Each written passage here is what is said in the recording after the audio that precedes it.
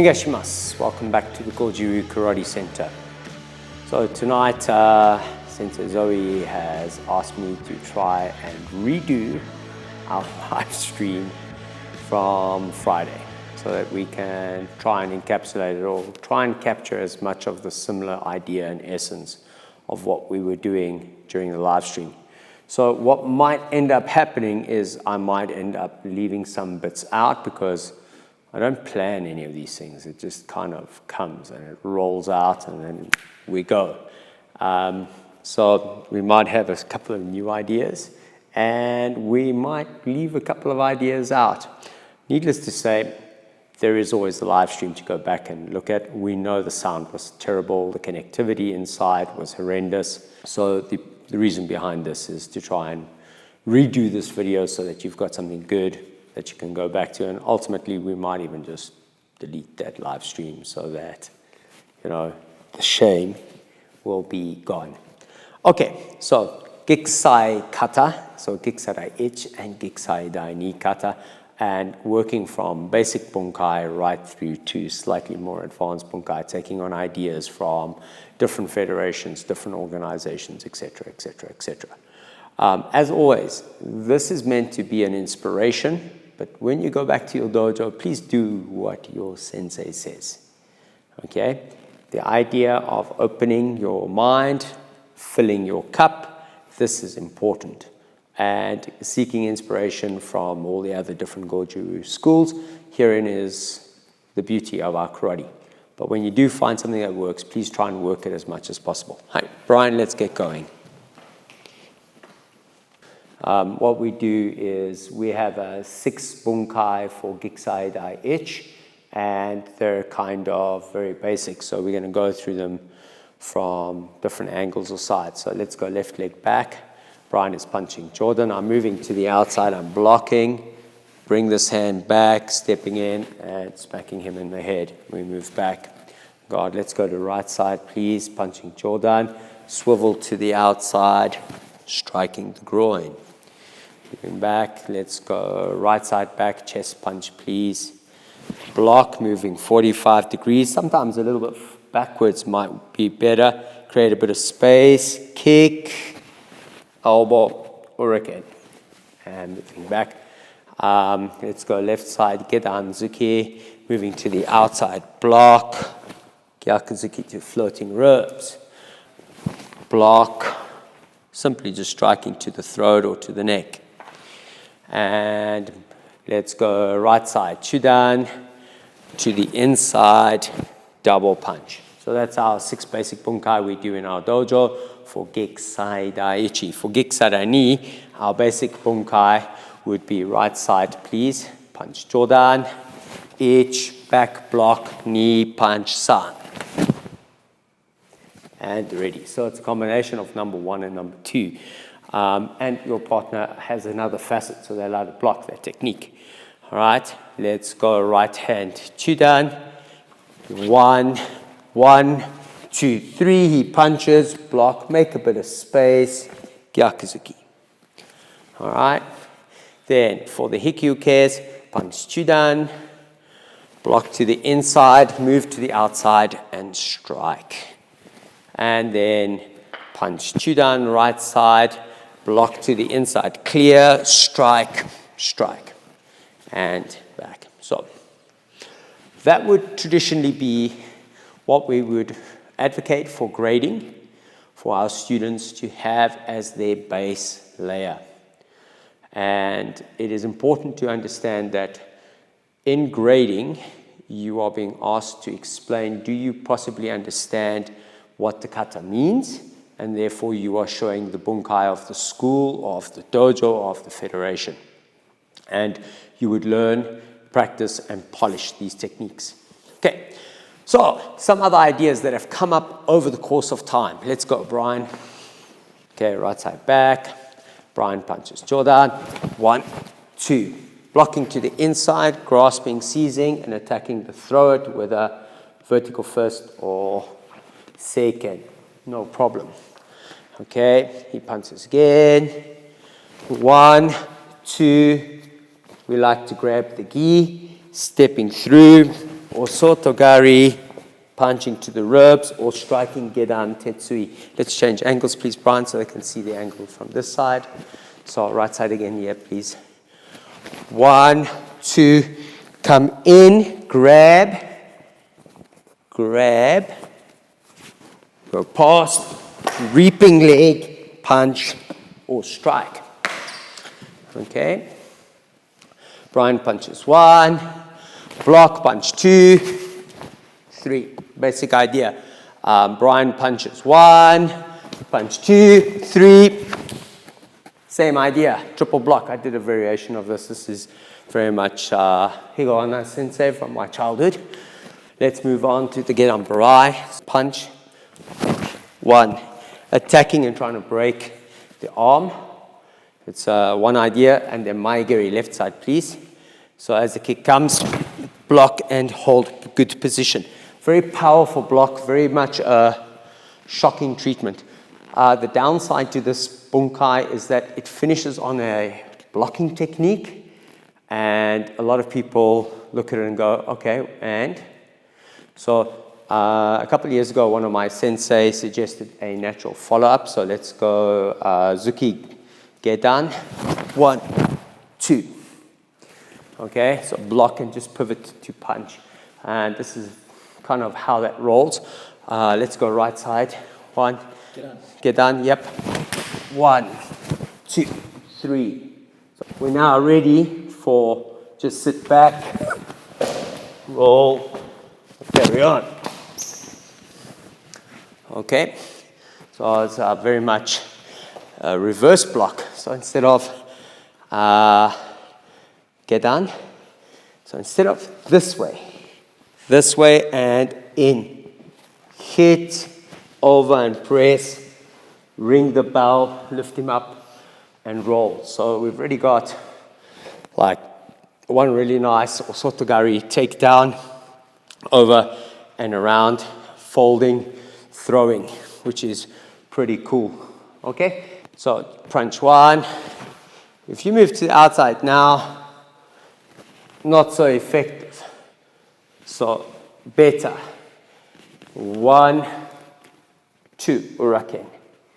If he ducks, 1, 2, he catches. Let's change angle, please, Brian, so I can see what's happening. He's blocking this. Now, 3, 4. This moves to another reaping leg, or possibly even a hip throw if you get deep enough.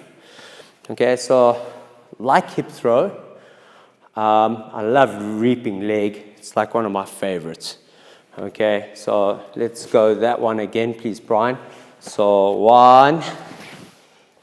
1, 2, 3, groin, punch, past. Try punch past. Then, if you step this way, pull. Basically, you're going to get partial like hip throw.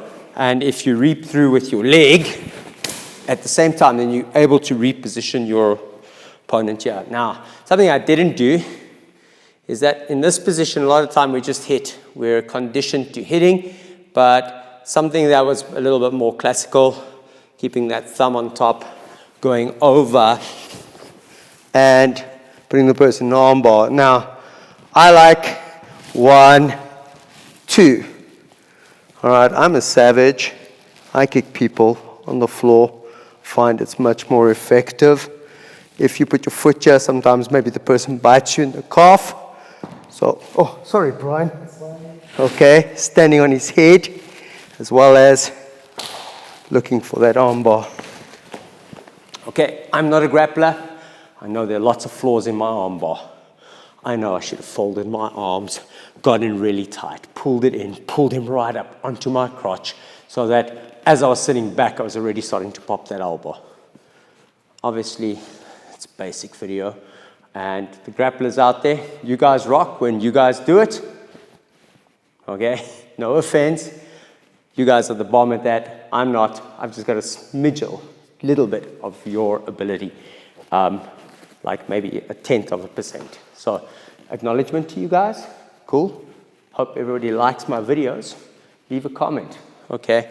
So we did down to the floor after this. Brian punches 1, Chudan, 1, 2. Very, very typical kind of idea.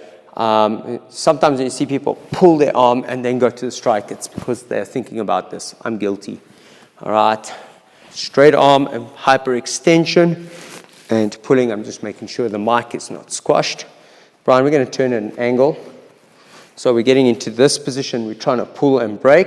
And then typical thing that would do, kick that leg out, fall down with the person and kick. This is, again, very much verbatim Sensei Chinen, going down, falling, breaking. I know Higohana Sensei did something very similar. I spent a lot more time when I was able to absorb with Sensei Chinen. I was very little with Higohana Sensei when he used to come to South Africa in the 1980s. We're going to just turn it to the inside. I might not have done something along this line. Brian punches Chudan. I move in and I strike for the neck. So it's this neck strike round. Now we're looking for that guillotine. And something that is useful with the karate suit, get that hand up nice and high. Don't get too low, get it up nice and high. And then grab, and then try and get your bicep. Try get your bicep and your hand to touch one another. Okay? And that's the way I kind of figure that's how you get that triangle kind of lock across both those vessels. So there you go. Lift up, and the moment you can lift up really high, your partner is tapping. You okay, Brian? Okay, so your partner is tapping out and is saying, enough. Okay, obviously when you get to that point, you know this foot sweep stomp. Well, just imagine that foot sweep is actually a knee kick. So he's here, 1, 2. Now I can pump him with the knee, keeping him preoccupied while I'm reaching up and grabbing on and getting Brian to choke. Are you okay? Okay, so this is kind of another idea that we can have from there. All right, let's go to the double punch. So Brian, let's go to the outside. So punch 1, short punch, high punch, all together. Okay, let's go to the other hand and we'll do 1, 2, folding and pulling, this hand going up onto his face, grabbing his face or his hair. Think about the end of the kata. Okay, grabbing his hair, I'm going to just turn so that he spins as I go down. So turn him around so you get to this kind of position, and then from here, hit or hit. What's important is not this, but ideally either this or this or this. Okay, right. Geki Sai Dai Ichi, okay. Brian punches 1, 2. Basic idea. Brian punches again. 1, 2, 3. Secret technique. Step onto his foot. Now push him over. All right. Eyes, also very, very important. 1. First hiki-uke. Second hiki-uke. Pull. Third hiki-uke. Hit, grab, or hit. And also, right, but we use this more with Mawashi. Okay, so a couple of ideas. 1, 2, 3. Obviously, something similar to Seisan. Punch 1. Yes. 1, 2. Often a very good, useful idea in fighting. Might be this hand or this hand doing something while you distracting, you kicking somewhere, maybe groin, and then carrying on with the kata. So let's go punch 1, just an idea. 1, 2, I've distracted him now. Can move on with the kata, and now he's going to slog and swing. So now 3, and we can carry on with movements as they flow naturally from the body. All right, Mawashi, okay. Toraguchi, the most important block in Goju in some ways, because other than great footwork, it seems to be a reoccurring theme. Okay, so Jodanzuki. So 1, up, Chudanzuki, 2, crank, and take down, and then strike and do whatever. Okay, so I think this is my earliest memory of Mawashi Uke. Come a bit closer, Brian. Preferred the ideas that came from breaking it down to singulars. So punch Chudan 1. Okay. Punch Jordan. All right. And then I worked on something a couple of years ago that would be a continuation and a mishmash of both of them. So he punches 1, 1, 2. This hand covering. And the Mawashi is also helping me protect and push him over and to stay out the way. He's now going to redirect. This hand is going to grab here. As it does, it's also going to turn around. I want to get my hand into this position. So my hand is going to come down and around his arm. I'm going to have this kind of smooth stickiness, but it does mean he can escape. I'm hoping that he's going to put all of his energy into that fist, because what I'm going to do is I'm going to come into his line of sight and press down so he can see my face, and that's hopefully going to allow him to step out and take that hook. So as that hook comes, I'm going to redirect, and at that point, I'm going to allow this hand to come up this way. Okay, so we're going to move to redirect ourselves. So when this happens, now I've got that lock. Now I automatically just step in, and now I've taken his balance. It often works in places where if Brian punches Jordan, you have to be so crazy fast and strong. And then to hold this while that person is punching with that hand, I don't think it's a likelihood. I think it's a good stepping stone, a good learning progression, but it's far better to be able to get some body locking involved, and that's why instead of blocking up here and trying to catch, punch Jordan, I'm literally going to flow around it. Now, what I'm holding on to is his arm with my rib cage, my elbow, and this body pulling. So I'm kind of getting this effect. And now the lure to draw him into the next attack brings this up. Now we've immediately got that, redirected him, and I just step past him. And then we can carry on. Okay, let's go Jodan Zuki. Very much my simple and basic. All right, punch 1. Same idea. Okay, but to the inside. And punch 1. Same idea, but to the outside. Okay, I'm now trying to purposefully redirect and position Brian, but sometimes you might just grab, crank, and yank.